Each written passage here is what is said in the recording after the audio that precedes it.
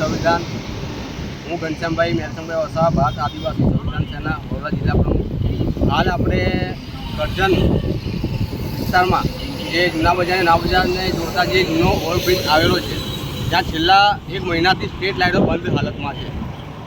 તો કરજણ નગરપાલિકા શું ઊંઘમાં છે? આ તળાવની ધારે ત્યાં પણ સ્ટ્રીટ લાઇટો સંપૂર્ણપણે બંધ છે। બીજું કે ગણેશધામ, ત્યાં પણ આખી સોસાયટીમાં તમામ સ્ટ્રીટ લાઇટો બંધ છે।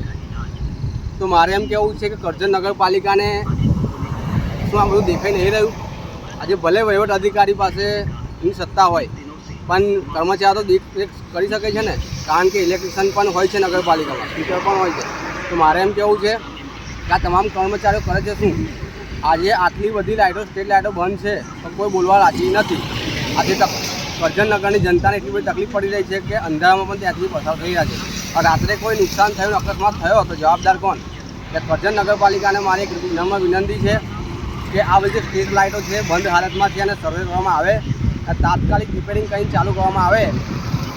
જય આદિવાસી, જય જોહર।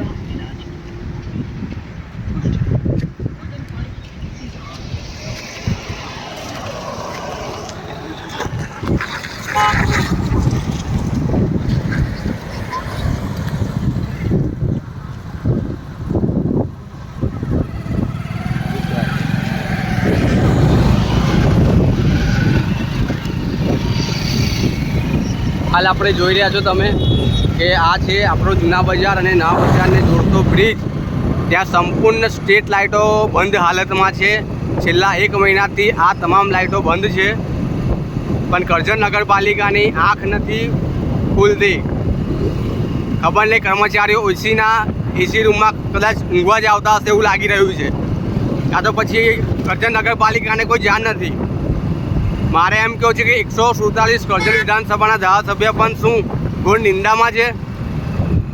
આ તમામ લાઇટો 1 મહિનાથી હાલ બંધ છે, તો કેમ કોઈ નેતા, કોઈ અધિકારીની નજર નથી પડતી?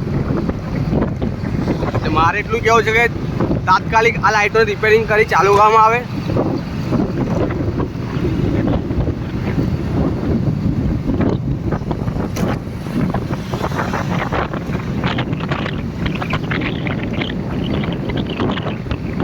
આગળ તમને નવા બ્રિજ પર આપણે લાઇટો બતાવીશું, એમાં કેટલીક લાઇટો બંધ હાલતમાં છે।